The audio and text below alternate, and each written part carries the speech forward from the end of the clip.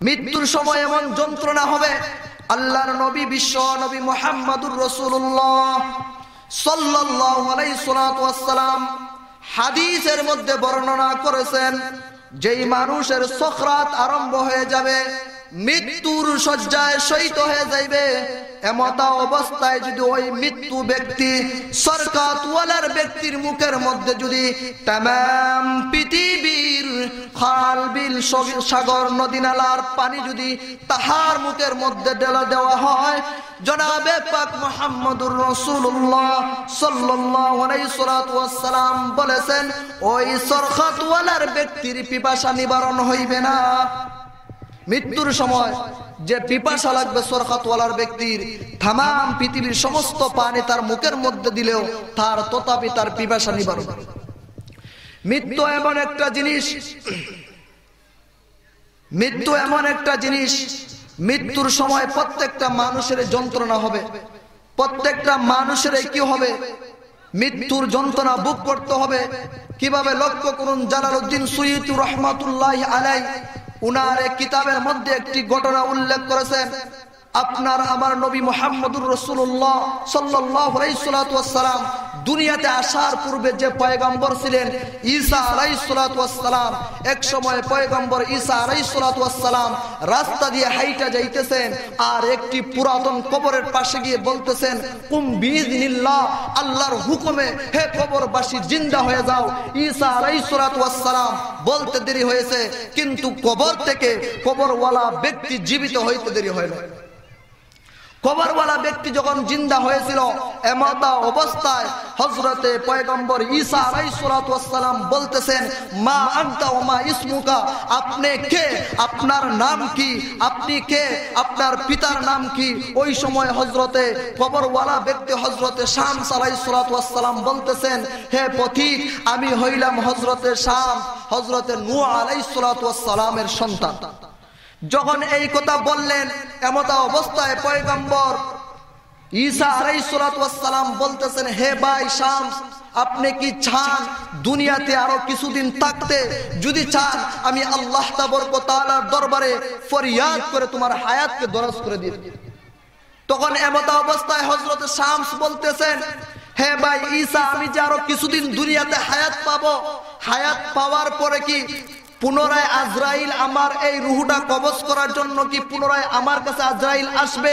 এমতা অবস্থায় ঈসা আলাইহিস সালাম বলতেছেন, হে ভাই শামস, আপনি তো আল্লাহর পয়গম্বর, আপনি কোন মৃত্যুকে ভয় করতেছেন?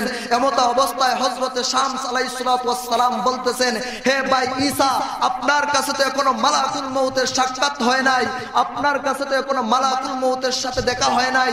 আজ থেকে নিয়ে 4000 বছর পূর্বে আজরাইল আমার জানটা কবজ করেছিল, আমি শামস আলাইহিস সালাম ওই 4000 বছর পূর্বে আমার রূহ কবজ করেছিল, কিন্তু আজ 4000 বছর পরেও এই মৃত্যুর যন্ত্রণাটা আমি যন্ত্রণা অনুভব করছি। তাহলে মৃত্যু যে কতটুকু ভয়ানক, মৃত্যুরে কতটুকু যন্ত্রণা, মৃত্যুর যন্ত্রণা প্রত্যেকটা মানুষের কি করতে হবে, ভোগ করতে হবে। যেই নবীর জন্য আল্লাহ তাবারক ওয়া তাআলা এই জমিন সৃষ্টি করেছেন, যেই জমির জন্য আল্লাহ তাবারক ওয়া তাআলা আসমান কুল কায়নাত সমস্ত কিছু সৃষ্টি করেছেন, এই নবীর মৃত্যুর সময় কি অবস্থা হয়েছে লক্ষ্য করে দেখুন। আম্মা জান আয়েশা রাদিয়াল্লাহু তাআলা আনহা বলতেছেন, হে পৃথিবীর মানুষেরা রে, নবী যখন ইন্তেকাল করবেন, পৃথিবী থেকে স্থানান্তর হয়ে কবরে চলে যাইবেন, এমতা অবস্থায় হযরতে মুহাম্মদুর রাসূলুল্লাহ সাল্লাল্লাহু আলাইহি ওয়াসাল্লাম আমার হুজরায় চাদর দিয়ে আবৃত অবস্থায় নিদ্রায় ছিলেন। আমি লক্ষ্য করে দেখলাম আল্লাহর নবী বিশ্বনবী মুহাম্মদুর রাসূলুল্লাহ সাল্লাল্লাহু আলাইহি ওয়াসাল্লাম সরকাতের অবস্থা আরম্ভ হয়ে গিয়েছে। এমত অবস্থায় চাদরের ভিতরে জনাবে পাক মুহাম্মদুর রাসূলুল্লাহ সাল্লাল্লাহু আলাইহি ওয়াসাল্লাম হাত গুটাইতেছেন, দলা করতেছেন, আবার ছেড়ে দিতেছেন। আমি লক্ষ্য করে দেখলাম, আমি যখন চাদরটা সরাইলাম, আল্লাহর নবী বিশ্বনবী রাহমাতুল লিল আলামিনের মাথা মুবারক থেকে নিয়ে পা মুবারক পর্যন্ত, পা মুবারক পর্যন্ত শরীরের এমন কোনো পশম অঙ্গ নাই, শরীরের এমন কোনো পশম মুবারক নাই যে প্রত্যেকটা পশম মুবারক দিয়ে গাম ঝরে না। মৃত্যুর যন্ত্রণা কতটুকু! এমত অবস্থায় আল্লাহর নবী বিশ্বনবী রাহমাতুল লিল আলামিন এর পাশে বসা ছিলেন নবী মুহাম্মদুর রাসূলুল্লাহ সাল্লাল্লাহু আলাইহি ওয়াসাল্লামের সবচেয়ে আদরের দুলালি হযরতে ফাতিমাতুজ জোহরা রাদিয়াল্লাহু তাআলা আনহা পাশে ছিলেন।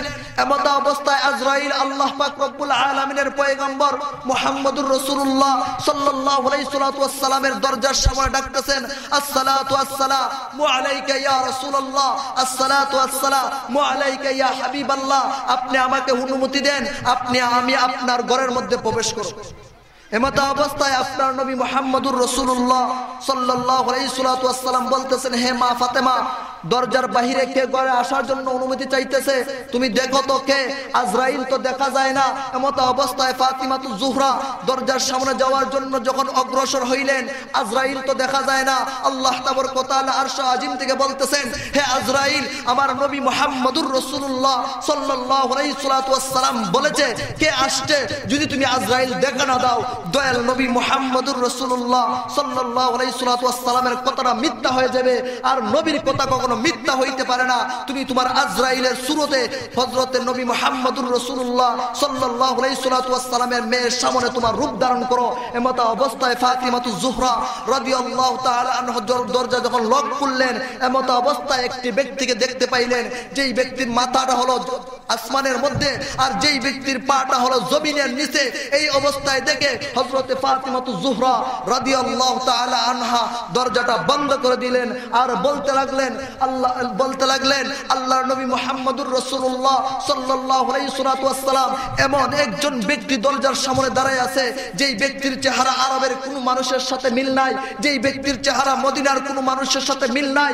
আল্লাহর কসম করে বলতেছি, এই জমিনের মধ্যে এমন রূপধারী ব্যক্তি আমি ফাতিমা কখনো দেখি নাই। আল্লাহর নবী বিশ্বনবী রাহমাতুল লিল আলামিন এই মরণাপন্ন অবস্থায় অনেক কষ্ট করতেছেন, হাত পা জ্বালাপোড়া করতেছে, মাথা ব্যথা করতেছে, অনেক কষ্ট করে এই দরজার দিকে তাকাইলেন, তাকায়া বলতে লাগলেন, মা হাযা মালাকুল মাউত, হাদিহিল লাজ্জাতি আনিল মাউত, হে আমার মেয়ে ফাতিমাতুজ জোহরা, এটা হচ্ছে মালাকুল মাউত, যেই মালাকুল মাউত দুনিয়ার স্বাদ কেটে দেয়, যে মালাকুল মাউত দুনিয়ার চাক চকমক কেটে দিয়ে মৃত্যু নামক জিনিসটা দিয়ে তাকে মৃত্যু দান করে কবরের মধ্যে নিয়ে যায়। শুধু তাই নয় মুসলমান ভাইরা, আল্লাহর নবী বিশ্বনবী রাহমাতুল লিল আলামিন যখন একথা বলতেছেন, নবীর প্রিয় দুলালি হযরতে ফাতিমাতুজ জোহরা রাদিয়াল্লাহু তাআলা আনহা বলতেছেন, আপনি অনেক দিন যাবত অসুস্থ আছেন, উনি তো আর কখনো আসেন নাই, এখন কেন আসলেন? আমার বুঝ হয়ে গিয়েছে, আল্লাহ পাক রব্বুল আলামিন উনাকে পাঠাইছেন আপনার রূহটা কবজ করার জন্য, তাকে দোগরের মধ্যে প্রবেশ করার অনুমতি দেব না। আল্লাহর নবী বিশ্বনবী রাহমাতুল লিল আলামিন বলতেছেন, হে আমার আদরের দুলালি, হে আমার আদরের কন্যা ফাতিমাতুজ জোহরা, যদি তুমি তাকে করে প্রবেশ করার জন্য অনুমতি না দাও, তাহলে তার কোনো আশা যায় না। আমার রব্বুল আলামিন তাকে অনুমতি দিয়েছেন, আল্লাহর অনুমতি সে, আপনি অনুমতি না দিলেও আল্লাহ পাক রব্বুল আলামিনের অনুমতি সাপেক্ষেই এই আজরাইল আলাইহিস সালাতু ওয়াস সালাম আমার ঘরের মধ্যে প্রবেশ করতে পারে। কিন্তু অনুমতি চাওয়াটা হচ্ছে আমি দয়াল নবী মুহাম্মদুর রাসূলুল্লাহ সাল্লাল্লাহু আলাইহি ওয়াসাল্লাম, আমার দয়াল নবী মুহাম্মদুর রাসূলুল্লাহ সাল্লাল্লাহু আলাইহি ওয়াসাল্লামের শান আর মর্যাদা যখন আজরাইল আলাইহিস সালাতু ওয়াস সালামকে আদেশ করা হলো, আজরাইল আলাইহিস সালাতু ওয়াস সালাম এসে বলতেছেন, ইয়া রাসূলুল্লাহ, ইয়া হাবিবাল্লাহ, আপনি যদি চান এই জমিনের মধ্যে থাকতে তাও থাকতে পারবেন, আপনি যদি চান আল্লাহ পাক রব্বুল আলামিন রফিকে আলার দরবারে চলে যাইতেন তাও পারবেন। আল্লাহর নবী বিশ্ব নবী রাহমাতুল লিল আলামিন বলতেছেন, থাকতে হবে কিনা চলে যাইতে হবে এখন বলতে পারবো না, হাত্তা ইয়াতিয়ানি জিবরাইল, জিবরাইল আসার আগ পর্যন্ত আমি কিছু বলতে পারবো না। আল্লাহ পাক রব্বুল আলামিন এমত অবস্থায় জিবরাইল আলাইহিস সালাতু ওয়াস সালামকে বলতেছেন, হে জিবরাইল, জলদি করে যাও, আমার দয়াল নবী মুহাম্মদুর রাসূলুল্লাহ সাল্লাল্লাহু আলাইহি ওয়াস সাল্লামের কাছে গিয়ে পৌঁছে যাও। এমত অবস্থায় যখন জিবরাইল আলাইহিস সালাতু ওয়াস সালাম এসে পৌঁছে গেলেন, আর ওই মত অবস্থায় জিবরাইল আলাইহিস সালাতু ওয়াস সালামকে আপনার আমার নবী মুহাম্মদুর রাসূলুল্লাহ সাল্লাল্লাহু আলাইহি ওয়াস সালাম বলতেছেন, ইয়া আখি জিবরাইল, হে ভাই জিবরাইল, আজরাইল কি বলল? আল্লাহর নবী বিশ্বনবী রাহমাতুল লিল আলামিনের প্রশ্নের জবাবে জিবরাইল আলাইহিস সালাতু ওয়াস সালাম কোনো কিছু বলেন নাই, কুরআন থেকে একটি আয়াত তিলাওয়াত করতেছেন, ইন্নাকা মাইয়িতুন ওয়া ইন্নাহুম মাইয়িতুন, কিছু বলেন নাই, ওই আয়াত শোনায় দিয়ে বলতেছেন, হে নবী আপনিও মরণশীল, আপনার দুশমন আপনার উম্মত যারা আছে প্রত্যেকেই মরণশীল। তাহলে এই ইঙ্গিত করা হয়েছে যে হে নবী আপনি থাকতে পারবেন না, আপনিও মৃত্যুর স্বাদটা গ্রহণ করতে হবে। তাহলে মৃত্যু নামক যে স্বাদটা আছে এটা দয়াল নবী আপনার জন্য আল্লাহ সমস্ত কিছু সৃষ্টি করেছেন, আপনারও সেই মৃত্যুর স্বাদটা গ্রহণ করতে।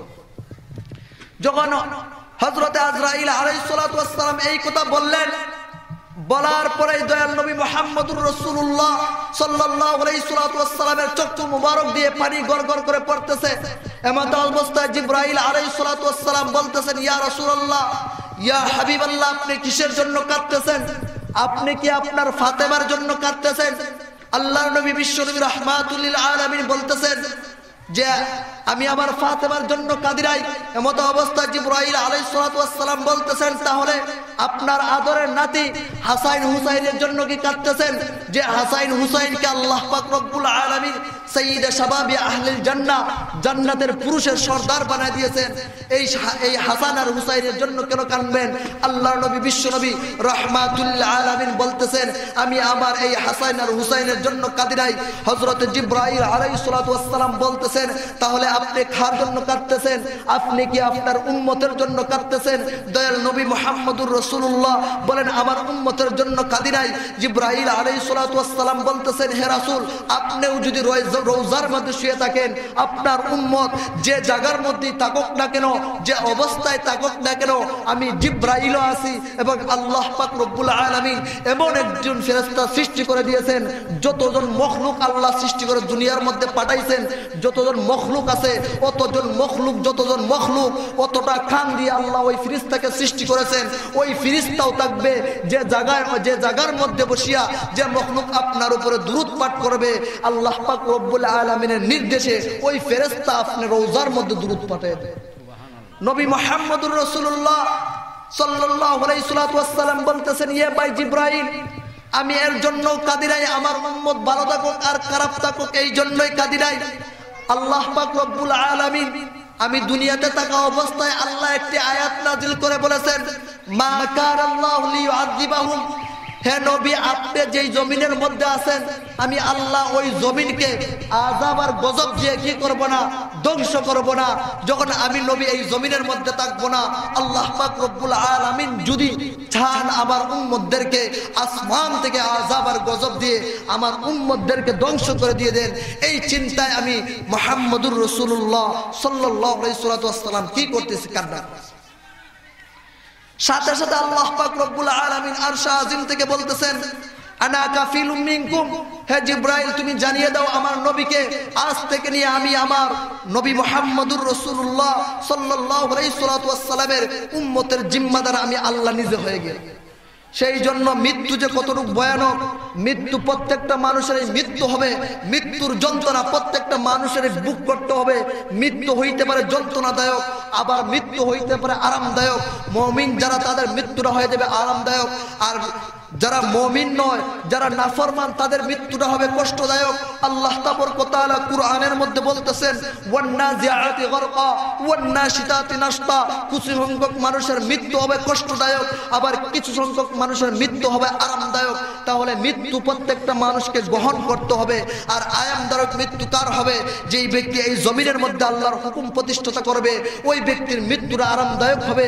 আর যেই ব্যক্তি এই জমিনের মধ্যে আল্লাহর নাফরমানি করবে, ওই ব্যক্তির মৃত্যুটা আল্লাহর নাফরমানি অবস্থায় কষ্টদায়ক হবে, কষ্টদায়ক হবে। আর মৃত্যু যে একটা জিনিস, মৃত্যুর স্বাদ প্রত্যেকটা মানুষের বুক করতে হবে, সে হোক মুমিন আর সে হোক আল্লাহর নাফরমান।